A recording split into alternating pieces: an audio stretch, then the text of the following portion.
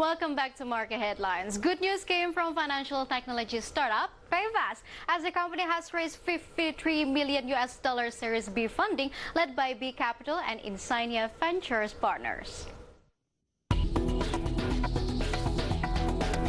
Payfazz, one of several tech startups focused on finding innovative ways to give more Indonesians access to financial services, just announced that the company has raised a $53 million Series B funding led by B Capital and Insignia Ventures partners.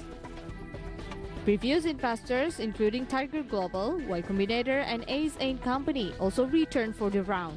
New backers include strategic investor BRI Ventures and the venture arm of BRI, one of the Indonesia's largest banks. Payfazz's last round of funding was a $21 million Series A funding, announced in September 2018, led by Tiger Global. Its total raise to date is now more than $74 million.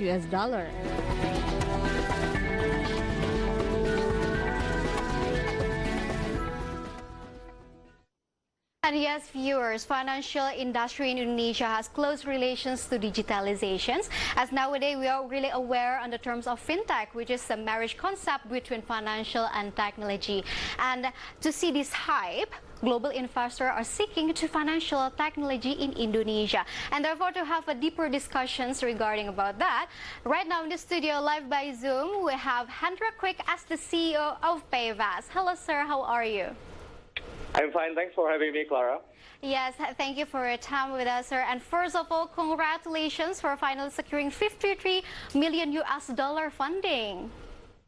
Thanks, appreciate the congratulations. Yes, it is a remarkable achievement since we are in the midst of COVID-19, sir. As we know that this is kind of unusual pattern of investors, because in the midst of COVID-19, investors have a tendency to keep the money, but they are trusting your company and give away $53 million funds.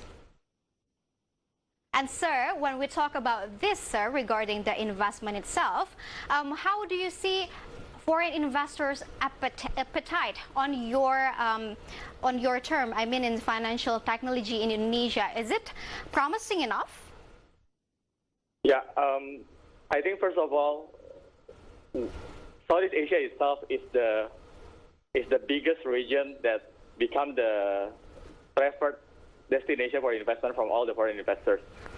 As we all know that as the fourth largest countries in the world after maturing markets such as United States and China, all the investors are now seeing about the potential of development of digital economy in Indonesia.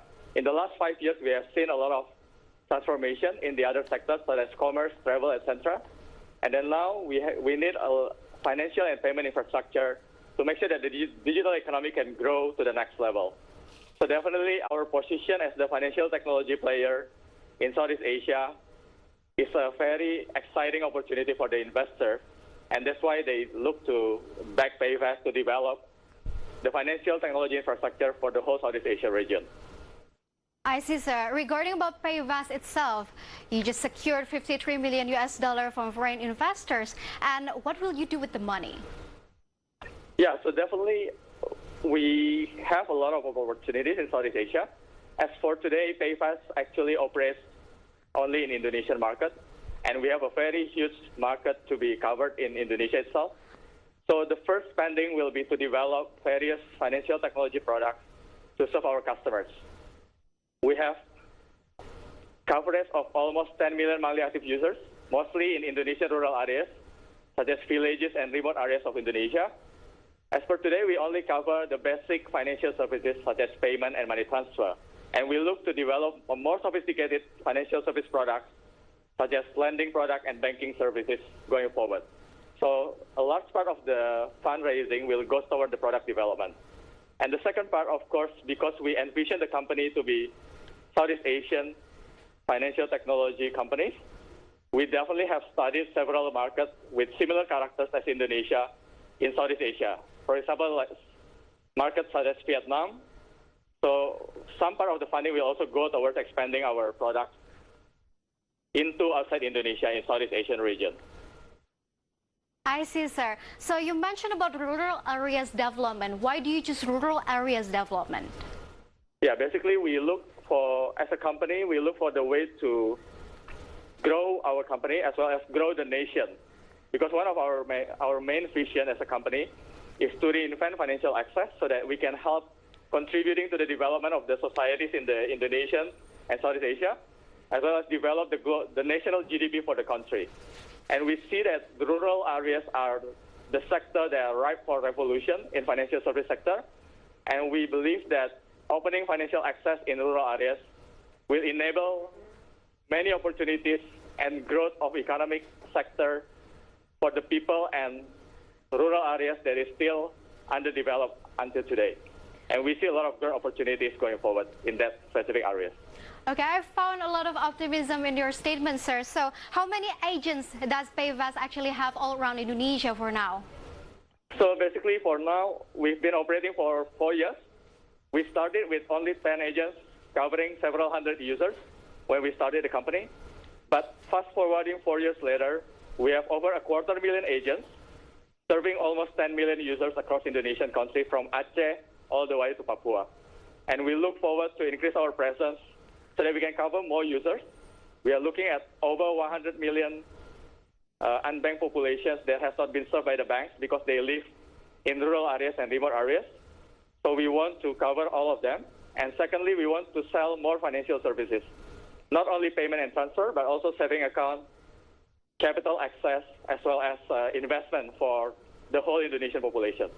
But sir, when we talk about this data, about large percentage of Indonesians still doesn't use the digital banking service, do you find this as an opportunity or a challenge? For us, it's opportunities to grow the country, Indonesian as a whole, because we see that banking access, either through the offline branch, agents, or digital means, is very instrumental to provide the capability for either unbanked people, small business, or even big business to grow their business. And in turn, growing the business means growing the economy of the nation. So we look at the statistics who say that over 57 million small business and over 170 million people has deficiency or lack in financial service access. We believe that opening these services will allow them to grow better, and we can grow the whole national economy as a whole. So I see this as a huge opportunity. Yes, sir. When we talk about government right now, do you think that regulators such as Financial Services Authority have provided you better regulations to support your business? Yeah, so definitely I think our vision is very aligned with the government vision as well as the regulator vision. I believe Central Bank of Indonesia, Financial Service Authority, and fintech companies like us, along with the banks, we all have shared the same vision that we want to enable financial inclusion. The reason is simple, because financial inclusion means all the small business and people, no matter where they live, can get access to savings or capital access. And we know that savings and capital access is important for these people and business to grow. And of course, I believe that the president and all the ministries always would like to see the business and the people to grow, and definitely it's all very in line. So we see the Central Bank and Financial Service Authority is pretty much very aligned with our vision, and they've been very supportive. We are really thankful for all the support that they've been given to us along the past 4 years. All right, so we can take a silver lining that as you are in line with Financial Services Authority and Central Bank, and they're supportive in us with your business. And when we talk about competitiveness, sir, right now there are so many financial technology companies in Indonesia. How can you cope up with the competitiveness around your sector? Yeah, I think I've mentioned before that our company has always prioritized the small business and the people who is underserved. So the way we position ourselves has always been in the place where all the small business and these underserved people exist, which is rural areas. If you look at the other sector of fintech, we've seen some big players focus on the cities, some other players focus on the rural areas. And when we started the company, we are one of the very few to focus on that area. So we see that there's still a big market for every player to differentiate themselves. And for us, we'll focus ourselves on rural areas. And that itself has become a very strong differentiation for us. All right, sir. So we hope nothing but the best for financial technology sector in Indonesia to be more developed, sir. And when we talk specifically with Payfazz, we hope that Payfazz will expand more and will be expanded more in the outside country for like Southeast Asia, sir. We hope nothing but the best for Payfazz as well. Appreciate it, Clara. Yes, sir. Thank you for your time with us. Good evening, sir. Good evening. Yes, sir. Stay tuned to Market Headlines because we will be right back after this quick break.